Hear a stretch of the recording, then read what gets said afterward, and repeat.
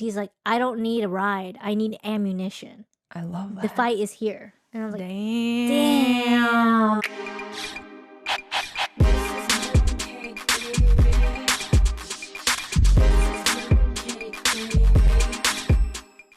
I actually watched a movie yesterday with my sister.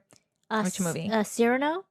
Oh, tell me about it. Cyrano is it's based on like a really old, like I think a play or story, and I forget the rest of his name, but it's this he's really good with his words because the old story is based on like this guy. He has a big nose. A really big nose. The original movie had Steve Martin in it. And he has a big nose. I saw a small clip, but I didn't watch the whole movie. Yeah, that's the old one. But this one is a retelling of that story. But anyway, Cyrano is this like he's really great with his words and a romantic and stuff. And he's in love with Roxanne, this beautiful woman, right? And the thing is, Cyrano always like hides away his love for Roxanne because he feels like she would never love him because of his nose.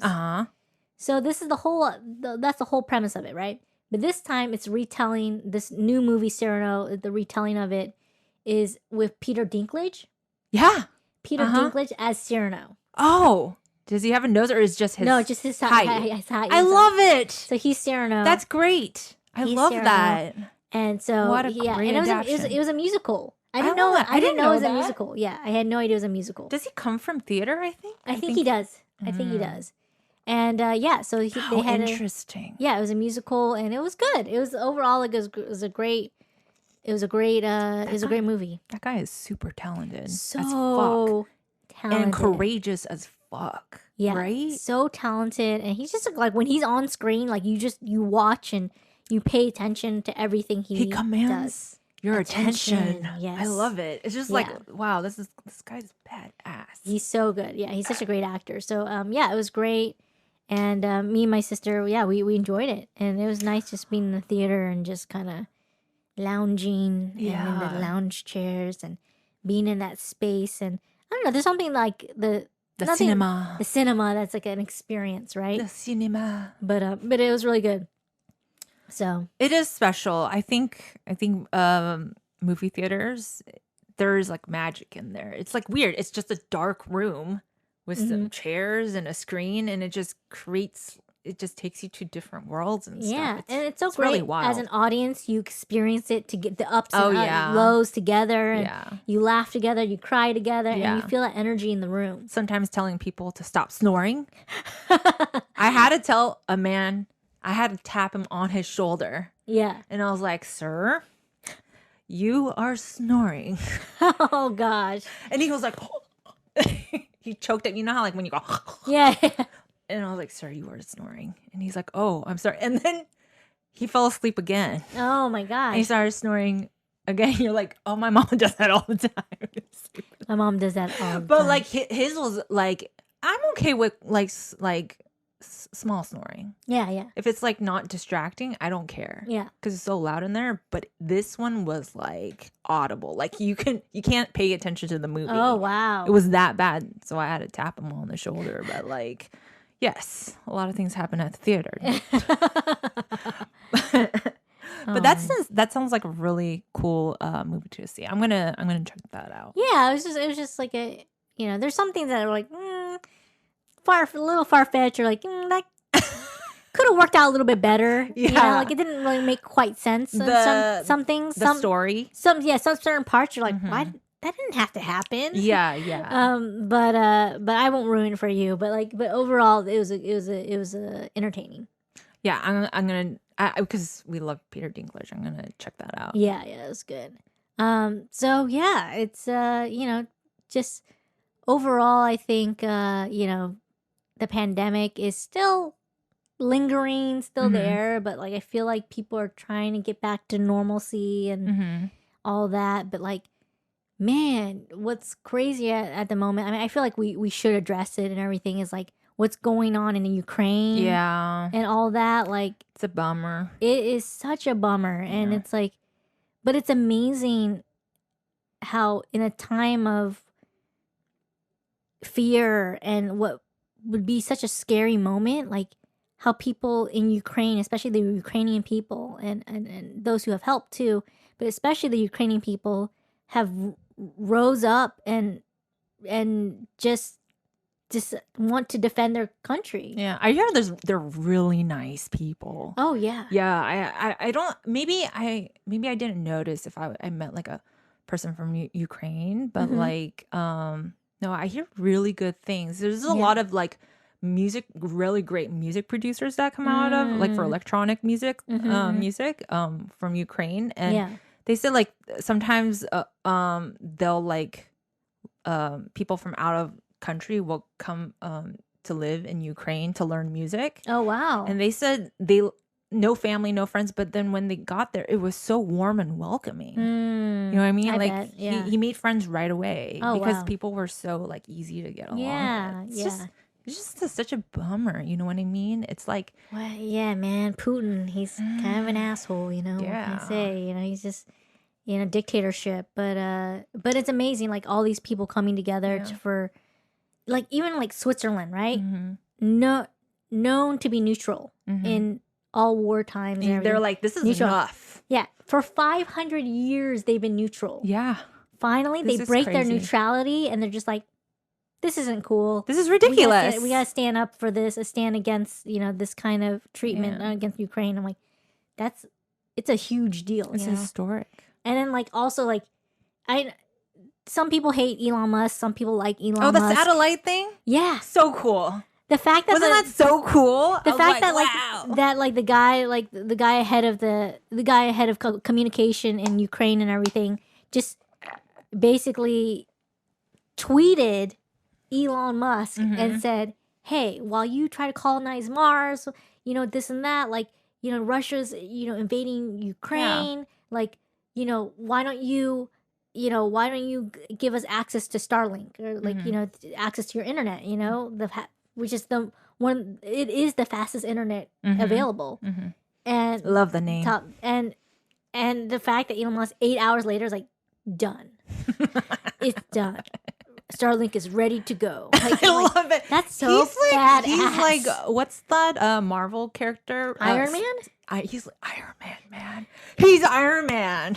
That's like, that's wild. Like he did that, and yeah, I love that. I was like, that's badass. When I saw the tweet, and I was like, this is fucking badass. This is happening through a tweet, Yeah, and it's crazy. And making world decisions or like major help. Yeah, exactly. In a matter of hours, then most countries have been able to help in weeks. It took them weeks to do something. It took Internet someone less than 24 awesome. hours. Connection is awesome. It's amazing. I mean, it works both ways, right? Of course. But like when it can help, it can fucking help. It can help, right? And I don't know, just to see everyone coming together and just saying this is wrong, like it's a beautiful thing. It is. It is. As painful as like the whole war, how atrocious it is, just to see like people standing up to what's not right, what's wrong and stuff like that. And then their president Zelensky being so, I hear it's very good, heroic. Yeah, he's a comedian. I know. I saw that. Joseph just showed me like clips of him working from like early 1990s all the way until now, and I was like, how good is this president, Joseph? He's like, he's a great one. He's a great one. Everyone loves him. He's a man of the people. Yeah. I mean, come on. Like when the U.S. was like, hey, do you need us to evacuate you, like extract you from Kiev, and like he's like, I want to be here. He's like, I don't need a ride. I need ammunition. I love that. The fight is here. And I was like, damn. That's a leader, man. Like an actual sitting president to fight with his soldiers. Against Russia. Like Ukraine is like tiny compared to Russia. And it's like, dude, this guy he's a president of a smaller country, but he was like, fuck you. Like, big dog. Their heart is like a lion. His heart is like a lion, and the Ukrainian people too. They're standing up to tanks against a dragon, dude. Yeah, but it's like you could just see like how they're not giving up. Yeah, and the Russian soldiers, I don't know how true this is or not, but like a lot of them were saying that the Russian soldiers that were sent to Ukraine, a lot of them they said they were lied to. They said that when they sent to Ukraine, they were sent for exercises. Military exercises. Yeah. So they were also tricked too, because they are just giving coordinates, right? Yeah, they're like hey, just on this coordinate, and... or just like go to this area and you're there for military exercises, and they're like, oh, okay, yeah. So they're thinking that Ukrainian people are there to welcome them. Oh my! And all of a sudden, you see Ukrainian people like get like yelling at them in their language and just like being like you're fascists and like get out of here and like pushing their trucks and stuff like that and like blocking them, and like Russian soldiers are like so fearful. They're just like, what? I thought we were gonna be welcomed. I thought they were gonna welcome us, and they're not. And like we were told that we were just here for exercises, and it's just sad, like so that all these like innocent people like have no idea what's going on. Yeah, and the even the Russian soldiers, like a lot of them don't want to fight this war. Yeah, you know what? Like Russian people, because the shows that we watch, Russian people are like Americans. A lot of the regular citizens in the bigger cities and stuff. They're like us. They're like, "What up, bitch?" Like with like a Russian accent. They're just like us, but they're Russian. Yeah, you know what I mean. Their culture is very much intertwined with Americans, like regular younger people like us. They're just like us. Yeah, and they just have a dictator, and a lot of them are against Putin. But yeah, they are. They don't even. A lot of them are anti-war and they're against this whole thing, and they're getting arrested. They're beaten and silenced, and it's just so crazy. Russian people are tough. They'll tough get through it. Yeah, they'll exactly. get through it. I believe in the Russian, like the good Russian people. Yeah, and I. My mom says Russian people are so nice. She went to St. Petersburg like 2 years ago. She said people are so. I was like, how was it, Mom? Because you hear like it's rough over there. Yeah. She's like, people are so wonderful. Oh. She's like, I had a really great time there. That's so nice. Yeah. Yeah, I just. But good. I like that you see the good in this horrible event that's happening right now. I mean, it's good to put more light on it. Yeah, and it's like, again, I'm not an expert or anything about everything about Ukraine and everything about Russia, but you do know when like something isn't right, and you're just like, like the way. Yeah, you just know when it's just not right, and so it's again amazing when you see people stand up and unite and. Someone as scary as Putin is. Oh my God, he's so scary. I've seen him like topless on a horse and like with a gun. I was like, what is happening here? As scary as he is, like it's.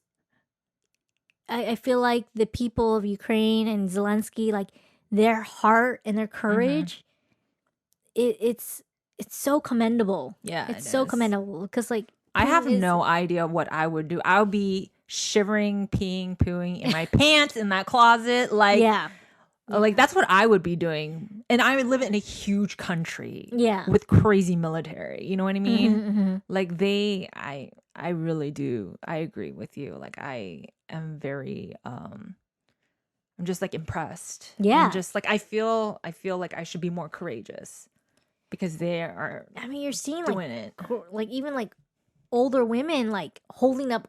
Grabbing arms and just like joining the army and like even like older women like doing that too, and you're just like, wow, it's again very commendable. And do you think because they're a smaller country they're more tight knit? You think it's because as the country goes bigger, people are less in touch with one another? That's true, but I think also like because for the past couple decades they've been a democracy. They've had the taste of democracy and what it's like to vote for their president and vote for who they want to lead them. And then all of a sudden to have someone like Putin be like, no, like I'm going to come in and you're going to rejoin Russia again and join under like, they're fuck no. The fuck no, I'd rather die. Exactly. I'd rather die. They rather die for their government and for what they believe in than go back to joining Russia again. Oh God, that scares me. There's this one show that Joseph showed me, and it was like they made a reality where Russia and China took over Ooh. America and what Ooh. like life would have looked right after the war. Oh my god. It was really trippy. Like I think I've heard of this show. It put fear in me. I was like, whoa, it was kind of scary. Yeah, I heard of that show. It was really trippy because it was like still in the 50s. Mm-hmm. And then everything was like Chinese or like Russian influence and stuff. And it was like everyone was communist. Yeah. Like everyone had like the outfits on and stuff like that. I was like, that's so trippy. That could have happened. Yeah, if history just changed and went the other way. Yeah. Like yes. But it's possible, you know what I mean? It's so possible. But it is awesome and reassuring that people, like so much of the world together, agree on one thing. It is pretty much. Did you see that one Joseph just showed me yesterday? Like they were in the UN meeting. Oh, me? The UN meeting. And then the human rights guy of Russia came on to address the UN. Yes. Everyone just walked out. Oh, I heard about that. It was crazy. I was like, what's happening? What's happening right here? It's like everyone's walking out because they're not listening protesting. To this. Yeah. I was like, I've never seen that. Yeah. I've read it, but I've never heard it. Oh my gosh. Yeah.